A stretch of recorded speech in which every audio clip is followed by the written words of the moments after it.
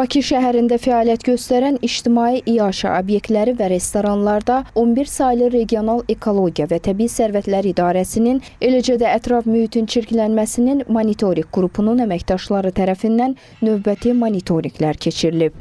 Aparılan ölçmə işləri zamanı Nialit City, Safir, Great Events Hall, Orion, Mavida Plaza, Afrodita Şadlıq sarayları, Bibi Venesiya Qəbələ, Adatəpə, Maxara, Quzu Qabırğası, Xanqızı, Səhər Mehi və Manqalüstü restoranlarından havaya normadan artıq tullantıların atıldığı müəyyən edilib. Faktlarla bağlı akt tərtib olunub. Obyektlərə məsul şəxslərin hər birinin 2500 manat məbləğində cərimə olunması üçün hazırda qanuna müvafiq tədbirlər görülür. Ekologiya və Təbii Sərvətlər Nazirliyi ictimai iaşə obyektləri, eləcə də restoran sahiblərini obyektlərindəki təmizləyici qurğuların texniki göstəricilərinin normaya uyğunluğunu təmin etməyə, havanın çirkləndirilməsinə yol verməməyə çağırıb.